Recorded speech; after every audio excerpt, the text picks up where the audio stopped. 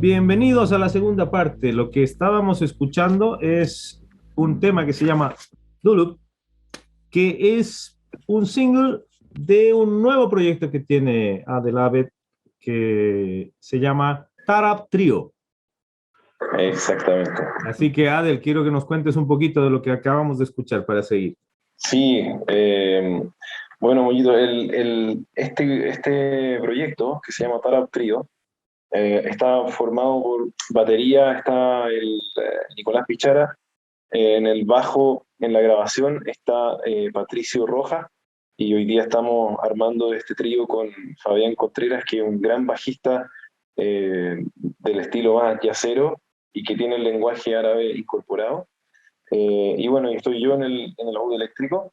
Este, mm, Esta agrupación es como un spin-off, ¿cierto?, del ensemble Tara por Orquesta Árabe de Cámara, que básicamente es el conjunto completo con todos los instrumentos de la Orquesta Árabe Clásica, y es una agrupación mucho más grande, ¿ya? Pero lo que acabamos de escuchar, que se llama Dulup, es, es básicamente la mezcla entre el concepto del dulab y el loop. El loop como concepto occidental y el dulab como concepto de composición oriental árabe de todo aquello que gira. Dulab significa la rueda. Ah, ya. Eh, entonces, esa mixtura de concepto de las cosas que giran, ¿cierto?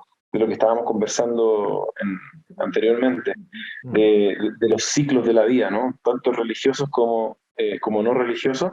Bueno, este tema gira en torno a eso, valga la redundancia. Como todo gira, el motivo se repite varias veces, como pudieron Mm. escuchar, y después de cada repetición había una interpretación, un taksim, una improvisación estructurada, y eso es el tema básicamente, eso fue lo que escuchamos.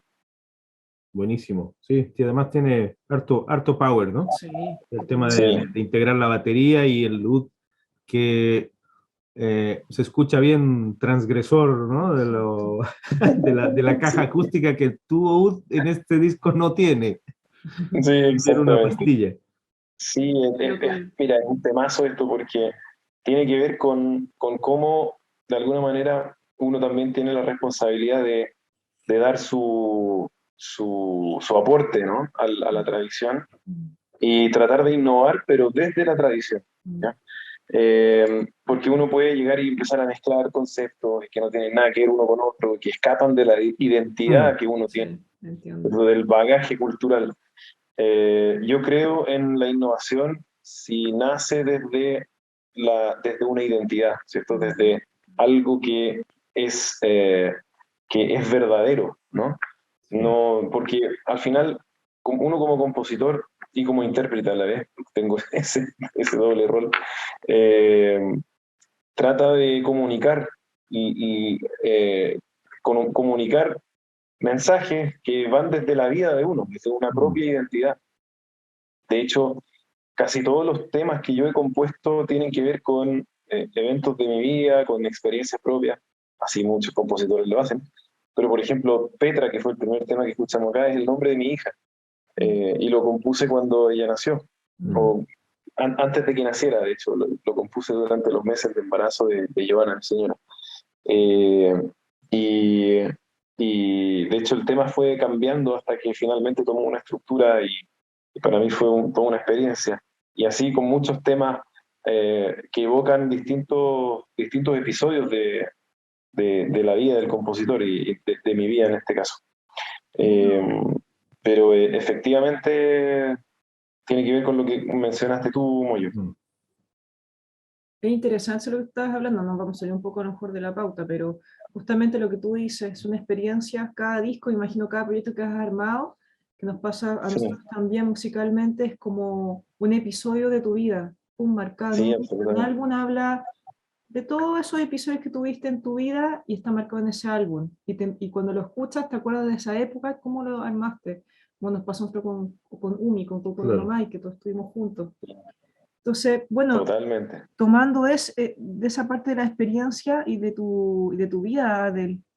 Claro, ahora vamos pasar a hacer otro tipo de preguntas, digamos, quizás no tan técnicas, Claro. pero que creo que siempre tienen que ver, porque cuando uno presenta a una persona desde el lado técnico, no se puede saltar y en algún momento va a caer a lo humano, sí o sí. Por más que estemos hablando, no sé, de motores o de computadores, siempre vamos a llegar a que si la persona que está siendo entrevistada está ahí por algo, no es solamente porque sabe de eso, sino porque es la persona, ¿no? Y detrás de esa persona hay mucha historia y hay mucha experiencia que siempre es interesante de recabar aparte de lo técnico, ¿no?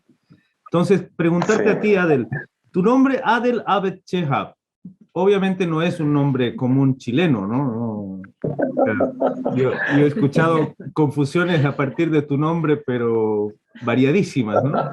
Distintas Sí, concepciones y acentos. No sé, me imagino que hasta en las sí, letras se equivoca de repente la gente. Mm. sí. ¿Por qué llegaste a Chile? ¿Por qué estás en Chile?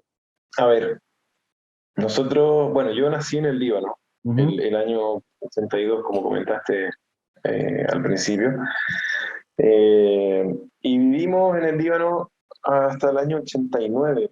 Yo nací durante una guerra civil, ¿ya? ujú, El Líbano ya venía de una guerra civil desde el año 75, creo que fue.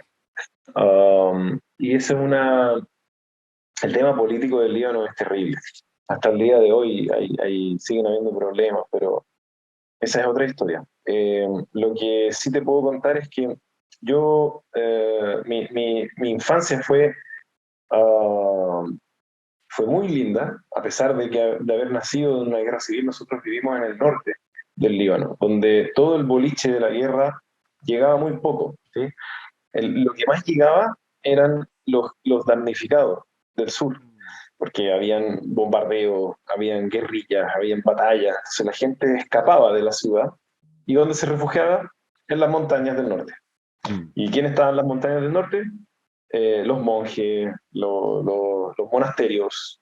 Y resulta que yo vivía en un monasterio donde no había monjes, ¿sí? Lo habitó mi papá por orden del patriarca en esa época.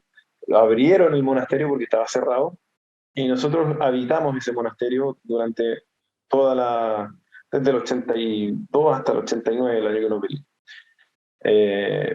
Bueno, lo más que yo logré ver de la guerra eran los damnificados. Entonces venían los hijos de los damnificados, nosotros jugábamos, para mí era el panorama. Mm. Lo pasábamos muy, pero muy bien.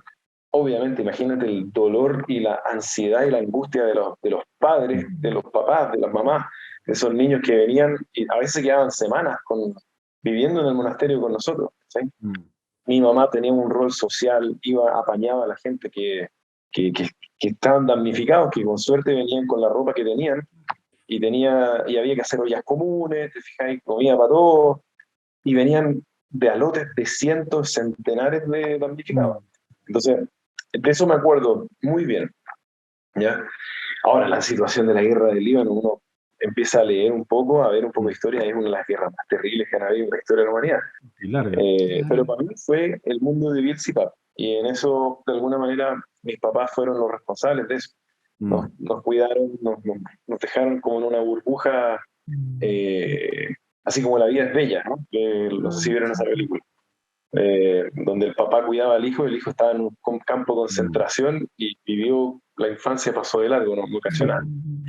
Nos vinimos a Chile porque mi papá le salió esta oportunidad de venir a trabajar con su tío. Su tío es mi tío abuelo, que es Monseñor Sergio Sabat, es nuestro obispo metropolitano hasta el día de hoy.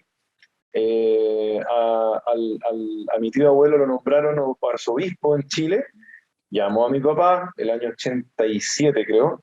Mi ujú, papá le dijo, Opa Chalupa, el 88 vino, se quedó en Chile 3 meses, como para mirar, para echar la onda, ujú, Ujú.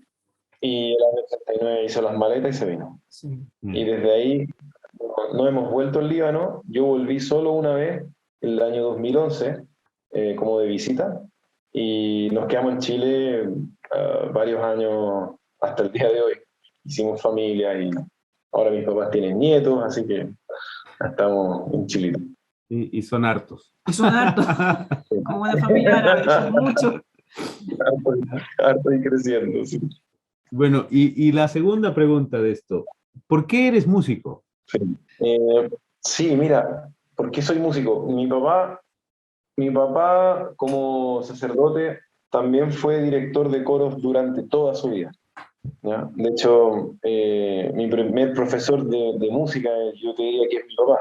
Mm. Eh, yo desde los 5 años, mi papá me metió en clases de guitarra en el Líbano. Mi primer profesor de guitarra en el Líbano era un venezolano. Y nos enseñaba guitarra occidental, latinoamericana, de hecho. En el Líbano. Eso fue muy Yo curioso. nací en el del Arauca vibrador, soy hermano de los Pumas. Exacto, Y hay repertorio venezolano en el exacto. Líbano. Tal cual, ¿Alguna Qué canción del Puma? divertido. latinoamericano. Oh, el Entonces, escenario. ese tema en el Líbano era como súper exótico. Sí, Entonces, pues, tocar guitarra en el Líbano te, y una te llevaba a guitarra. ser Claro. exótico.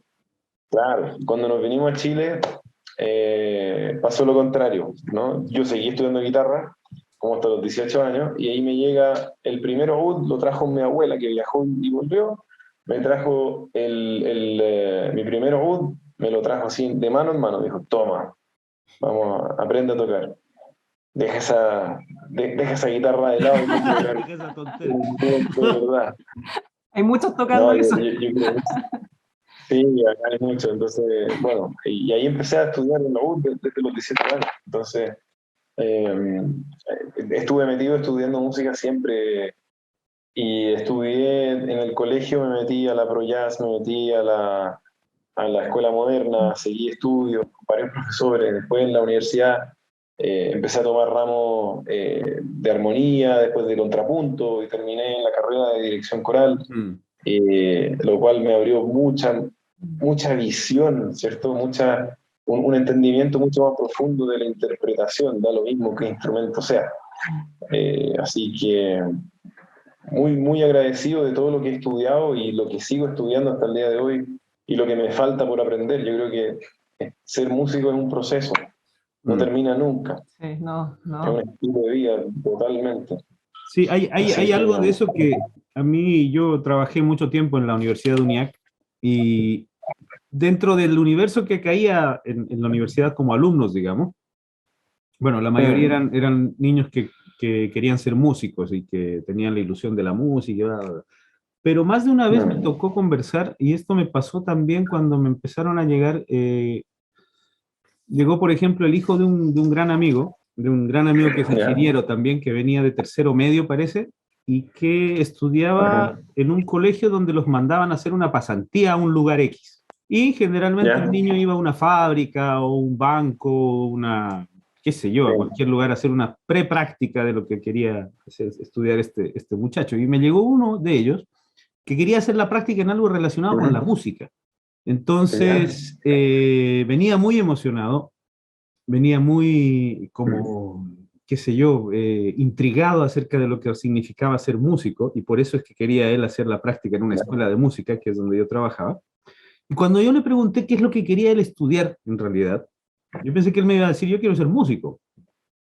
Pero me ¿Ya? dijo, muy pensativo, y me dijo, mira, yo creo que voy a estudiar ingeniería comercial o alguna ingeniería civil, me dijo.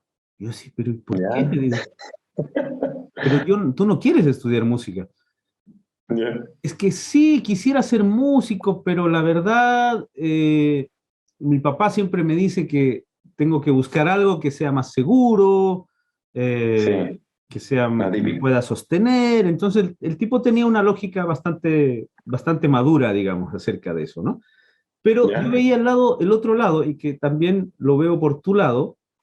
Tú me dices que estudiaste guitarra desde que eras chico, o sea, para meterse a una escuela cuando uno es chico, igual es difícil mantener la constancia, y decirme que estudiaste todos esos años para llegar hasta la universidad como músico. O sea, yo mismo entré a un conservatorio cuando era chico, pero no aguanté, cambié la pelota y las pololas por la música, ¿no?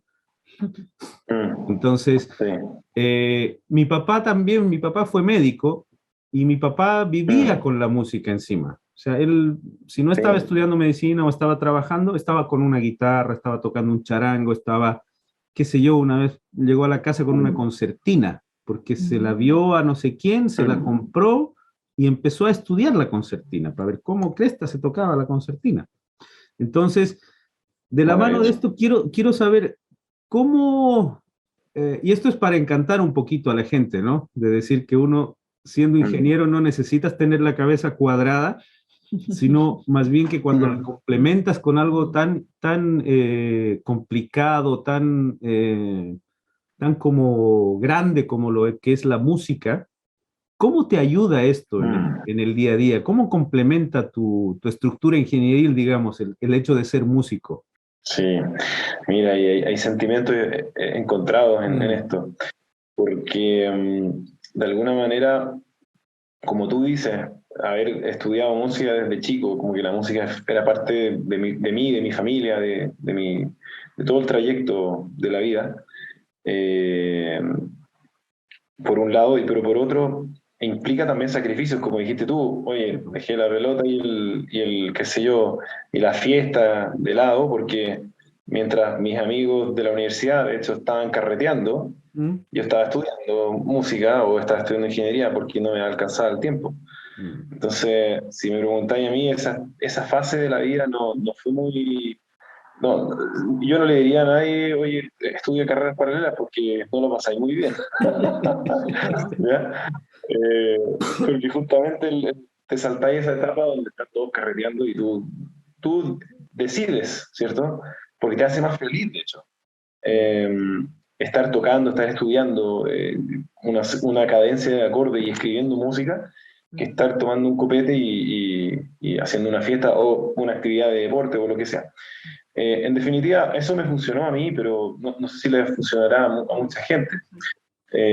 Tampoco lo recomiendo, no es algo que diría, oye, ahí está la posibilidad, vaya a pillarlo. Ya, si me preguntáis a mí de nuevo, ¿lo haría de nuevo? Yo no lo haría, no. No, ¿Ah, no, no? no, Es muy duro, sí, pero muchos chicos es están, le demasiado. gustan. Pero mira, finalmente fue lo que viví, fue lo que me tocó vivir y lo que me hizo ser la persona que soy hoy día. Ahora, para responder tu pregunta, el día de hoy el músico, ya según mi visión, y ahí podemos discutirlo entre los tres, porque los tres somos músicos, eh, yo creo que hoy día el rol del músico ha cambiado y ya no es suficiente tocar bien un instrumento. O sea, ese es el desde. Mm, Ser un buen instrumentista es el desde. Tienes que poder ser tu propio productor, tienes que ser tu propio agente de marketing, tienes que ser tu sí, propio manager, tu propio administrador de redes sociales, tienes que poder hacer un montón de cosas, gestionar agendas, liderar personas, ¿cachai? Exacto. Juntar la agrupación y tenerlos motivados. Mm. Son una jungla, en el fondo, personas que tienen propósitos distintos, tienen motivaciones diferentes, están en un proyecto en común y tenéis que mantenerlos pegados con un pegamento que haga que la agrupación suene mejor y llevarla a un, como esto, el desafío de llevar a equipos de alto desempeño, ¿no? claro. También es parte del juego y es parte del músico, Sí, no pues. del ingeniero. Ahora, ¿la ingeniería te da herramientas? Sí, te las da. Eh, Son herramientas muy buenas que te permiten de alguna manera estructurar problemas, Claro. ¿cierto? De repente uno dice, oye, ¿cómo abordaste, cómo lograste hacer esta cuestión? Bueno, partí primero estructurando la cuestión, La carta Gantt. dividiéndola, una carta Gantt, exactamente, de hecho, sí.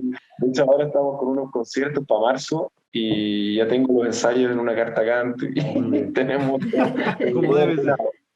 Sí, la verdad es que sí, eso me da la ingeniería de todas maneras, ¿no? Y Y se agradece viceversa. y ¿Qué, dice, qué es lo que te aporta la música en tu vida ingenieril, digamos? Sí. mira, yo, aquí hay un tema súper, súper, súper heavy en mi experiencia, que fue la formación que tuve como director de coro. eh, lo que yo viví en mi vida profesional de ingeniero, digamos, fue una experiencia que me hicieron coaching. Estuve 6 meses como en una instancia tenía una persona que me hacía coaching a mí. Entonces, ahí yo decía, oye, esta cuestión es dirección coral aplicado a la pega. ¿Cachai? Ya. Entonces, el coaching laboral. Porque el coach no te dice lo que tenés que hacer, ¿sí? El coach te va haciendo preguntas para orientarte, para ayudarte a descubrir lo que tienes que hacer, Ya. ¿cierto? Y el director de coro y el director de orquesta es esencialmente eso. El director de orquesta no puede estar pegándole, bueno, sí, en los coros bizantinos sí, pega codazos, pero no podía estar pegándole codazos o pegándole con un palo a alguien para que cante más agudo, ¿cierto? Tenéis que de alguna manera llevarlo a que cante esa nota, a que se interprete mejor, a que el coro se escuche, pero tú como director no estáis tocando ningún instrumento, ¿cachai? Entonces, es lo mismo en el coaching laboral y a mí me sirvió un montón toda la carrera de director coral para liderar personas. Y hoy día yo ocupo esa técnica todo el día, por lo menos unas 20 veces al día. O sea, una cuestión, es mi estilo de liderar personas, ¿cachai? La dirección coral y el coaching, básicamente. Y a nivel de cultural tuyo, de venir del Líbano y toda la parte que yo sé que tú tienes toda tu familia en Santiago, tú vives tu vida como árabe, también eso también lo has aplicado en el trabajo también aquí. ¿Hay aspecto ahí también de tener esa tradición Sí, en aplicarlo en la cultura chilena? de todas, yo creo que siempre hay algo de eso, ¿no? A mí en la pega, mis compañeros me dicen el fenicio. Por lo bueno que soy para negociar, me gusta negociar. Ah, ya, genial, ya. Cuando hay que sacarle precio a alguien o hay que ir a negociar una comisión o alguna cuestión, siempre mi jefe me dice, oye, ya Fenicio, anda a negociar. Sí, suena como cliché también, pero Sí. mira, yo creo que el bagaje cultural y la identidad que uno tiene lo lleva para todos lados, hagáis lo que hagáis. Sí. Eh, Es natural. sí, pues es natural. Y eso se traduce también en la música, al final, en la composición, en la interpretación. Para mí tiene sentido cuando la música que uno interpreta nace de uno, ¿cierto? Es como, es difícil que yo me ponga a tocar, por ejemplo, incluso música turca, porque yo no soy turco, ¿cachai? Pero hay mucha gente tratando de tocar música turca sin haber vivido, sin haber respirado la cultura turca. ¿Te fijáis? Yo soy libanés y mi música, mi cultura y todo mi bagaje, mi tradición, mi identidad es del Líbano. Yo cuando viajé al Líbano, ponte tú, llegué allá el 2011, lo primero que hice fue, llegué un sábado a las 4 de la mañana, a las 9 de la mañana estaba en una misa, ¿ya? Y cuando llegué a esa misa, llegué, me puse atrás y estaba toda la comunidad mirando hacia el altar. Y me pongo a mirar, estaban todos de espalda, obviamente, y yo vi a mi abuela y a mi mamá multiplicado por 100, porque tenían los mismos rasgos físicos. Entonces para mí fue como, oye, esta es como mi identidad, como que yo pertenezco a este lugar. Bueno, eso como que uno lo lleva adentro y de forma consciente o inconsciente. Yo me di cuenta de eso que le estoy contando el año 2011, o sea, ya cuando tenía 28 años o algo así. Para mí fue un descubrimiento el tema de entender de dónde vengo y qué es lo que soy. ¿Ya? Y creo que uno está constantemente también en eso, siempre. Sí. Y esto de alguna manera refleja todas las inquietudes y toda la curiosidad que uno tiene musicalmente y como persona, tanto en la pega, socialmente en Chile, que es un país muy melting pot, por decirlo de alguna manera. Hoy día Chile tiene mezclas culturales que hace 20 años atrás o hace 30 años atrás, que no existían. No estaban ni cerca tampoco. O sea, cuando tú llegaste era novedoso, totalmente. O sea, éramos un bicho raro cuando llegamos. Claro, claro. Sí, la verdad es esa. Tu papá que es sacerdote también, pues, más todavía. Sacerdote casado, que estoy con hijos. Claro, cuando salíamos a pasear, eso, claro. Mi papá salía con la sotana, con la señora tomada de la mano y con los 3 hijos ahí caminando. Encima 3. Y venía una del cuarta. año 90, como los miraba, el chileno del año 90, imagínate. Sí, pues. Así como, ¿y esto de dónde salió? ¿Esto qué es? Sí, todo, exactamente. ¿Y cómo te sientes en cuanto a en cuanto a pertenecer. Tú, alguna vez te lo comenté también. Si yo te encuentro en la calle, yo no sé que te llamas Adel Abed Chehab. Yo te encuentro y digo, hola, huevón, ¿cómo estás, por loco? Yo digo, Totalmente. se debe llamar, no sé, Juan Ramírez González o algo así. Claro, sí. Pero, totalmente ¿cómo te incorporable. sientes? ¿Cómo integras lo chileno con lo árabe, con lo libanés? Yo mismo, yo soy boliviano y toda mi época de colegio la pasé en Bolivia y después me fui a la universidad en Chile y ahora estoy aquí en Japón. Acá en Japón todavía no me encuentro, Sí, Muy todavía se debo está buscando. decírtelo, me estoy buscando. sí, sí, claro. Sí, te creo. Es Pero un en Chile proceso. no me costó mucho integrarme, No, a Claro. pesar de que cuando empezaba a hablar me decían, pero tú de dónde eres, ¿no? Tú que llevas dos partes de tu vida, o sea, tienes la parte del Líbano y la parte chilena, ¿no? ¿Cómo te sientes con Chile? Sí, ¿Te sientes más chileno? Eso es como una pregunta bien cliché también, ¿no? Cuando te sí. habla alguien de que naciste en otro lado. Sí, bueno, es una pregunta súper difícil de contestar. Hoy día, yo, la familia mía, de alguna manera, la parte de mi papá, mi mamá, mi abuela, existen varias respuestas a esa pregunta, pero yo te puedo decir que estamos súper, súper integrados a la cultura chilena, digamos. La esencia del chileno es que es una sociedad multicultural el día de hoy, ¿cierto? Hoy día yo te diría, yo soy chileno, soy nacionalizado chileno, llevo acá mucho más de la mitad de mi vida como chileno. Y me casé acá, mi señora es rumana, no es chilena, es rumana. Nos conocimos acá en Chile y tenemos a nuestros dos hijos acá viviendo en Chile. Son hijos de libaneses e hijos de rumanos, pero ellos dos son 100% chilenos. Ellos lo dicen así, pues, la Petra y el Estefan dicen, nosotros somos chilenos, no me digáis cuestiones de tu país en Líbano, no me habliste de eso. Por otro lado, está mi abuela, que, y mi papá y mi mamá, que hablan con un acento árabe espantoso cuando hablan en español, eh, y todavía tienen una pata allá, ¿cachai? Tiene que ver con un proceso que uno vive y cómo acepta ese proceso y lo abraza y se permite transformar. Hay una anécdota que les puedo compartir, como de alguna manera, mi hermana, Alice, que es directora de teatro, hizo una obra donde la protagonista era mi abuela y mi abuela participó como actriz. Y todo ese proceso lo vivió mi abuela y había una frase que ella tenía que decir cada vez que lo decía en los ensayos ella se ponía a llorar porque decía, oye, dimos vuelta a la espalda y caminamos y cuando volteamos vimos cómo se incendiaba la punta de las montañas.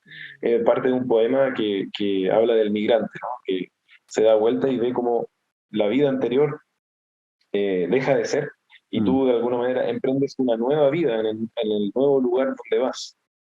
Mi abuela cada vez que decía eso, tuvimos como 8 ensayos, lloró 6 ensayos y nosotros, ella cuando lloraba le pasamos un par, esperábamos que se calmara. El séptimo ensayo no lloró, el octavo ensayo no lloró, en la obra no lloró. Entonces fue como un proceso que ella vivió y que le permitió sanar, ¿cierto? Sanar o aceptar ese proceso, ¿no? Del migrante, donde de alguna manera es la persona que estaba en su país de origen, yo diría o tiene una amputación, ¿cierto? O muere. Esa persona deja de existir en ese entorno. Y se crea esta nueva persona que nace y que genera vida, que genera alegría, que genera tristeza, que genera un universo en este nuevo lugar, que en este caso es Chile. Entonces yo te diría, de nuevo, volvemos al tema de los ciclos, de la vida y la muerte, de la resurrección. Cómo uno de alguna manera acepta ese cambio, acepta esa transformación y la hace parte de su identidad. ¿Cachai? Yo hoy día, como te digo, claro, tengo esa identidad de árabe, donde está mi abuela, están mis viejos, está mi tío abuelo, estoy yo, el niño de 7 años que estaba allá en el Líbano, está presente en cada una de las notas que yo interpreto. Pero la persona que está interpretando eso es una persona que lleva 30 años viviendo en Chile. Sí. ¿Cachai? La dicotomía, finalmente es eso. Y a partir de esta mezcla de las dos culturas, ya viéndote y escuchándote, todos nos damos cuenta de que eres una nueva generación, o sea, eres alguien que está pensando en otras cosas, que quiere evolucionar, que no es tradicional lo que haces y cómo sientes la música y cómo piensas la música, ¿no? Y cómo piensas tu vida también. De hecho, lo mismo que dices tú, tus dos hijos, yo he escuchado hablar rumano a la Petra, chiquitita, ¿no? Con su mamá. Sí. Y también he Sí, escuchado a la sí, Petra hablar árabe con tu abuelita, ¿no? Algunas sí, palabras o sí. entenderla y hacerle caso. Entonces, para mí eso es increíble. Y esa transmisión es más o menos la que van a tener, ojalá, nuestros hijos, ¿no? También, de compartir las culturas de una manera natural. Tus hijos son una súper nueva generación, o sea, son un nuevo universo, mucha variedad de cosas y de Sí. conceptos y de idiomas y demás. ¿Qué? Igual que los tuyos, como yo. Sí, pues sí, así va a ser.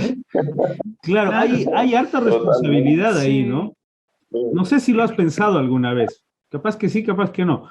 A ver, ¿Cuál es tu rol? ¿Cuál es tu papel? ¿Cómo quieres que se Sí, po. desenvuelvan ellos? ¿Qué quieres que piensen acerca de su multiidentidad Sí, po. cultural Sí. que tienen día a día, ¿no?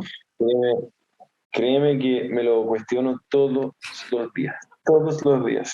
Es una constante y de verdad que no, la respuesta, cuando la encuentre te voy a llamar. Ya.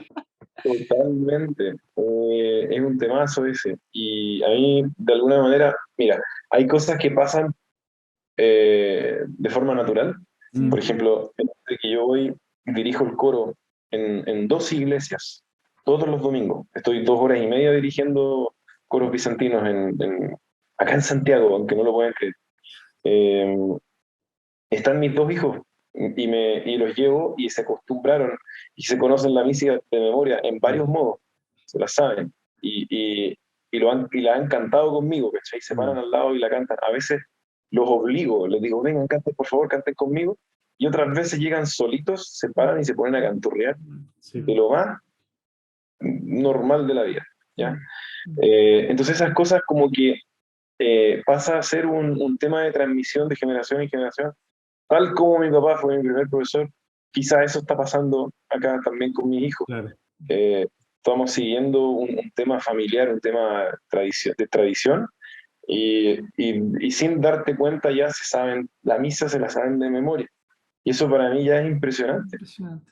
Eh, lo otro es que la otra, la patita de ser papá, ¿cierto? Y cómo transmitirles los valores, cómo transmitirles lo esencial que uno ha ido aprendiendo en la vida, eso también es un reto, un desafío, que yo me digo, ¿sabes qué? Al final tengo que ver eh, en la etapa en que ellos tienen 9 años y 7 años, Petra y Stefan respectivamente, y están en una época donde casi todo es lúdico, pero Mm, absolutamente lúdico. Si no es lúdico, no llegáis, ¿cachai? claro. No llegáis. Entonces, ¿cómo traspasarles eh, este bagaje cultural por medio de un juego que quizás para mí yo no lo viví así, ¿cachai? En la época donde Mm, yo era tipo, mis papás no, quizás la palabra lúdico no existía, ¿te fijáis? claro. Y aprendía y como tú y yo sabemos cómo nos enseñaban los viejos en esa Exactamente. época. Sí, po.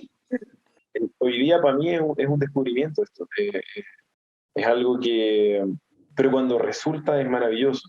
De Ajá. Sí, hecho, tú viste, Mollito y yo les mandé un sí. video de mi hijo tocando el violín y Sí. el terbaque, interpretando un tema clásico árabe Ajá. y no sonaba mal. No, la No, para verdad que nada. no.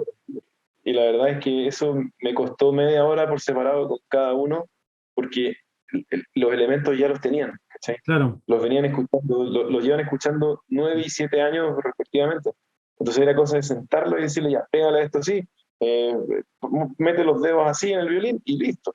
Y para mí también fue un descubrimiento impresionante esa experiencia. Y ojalá Mm. se pueda seguir haciendo. Exacto. quizá la motivación, entender cómo motivar a los niños. Cuando un niño ve a otro niño haciendo Lo música, hacen.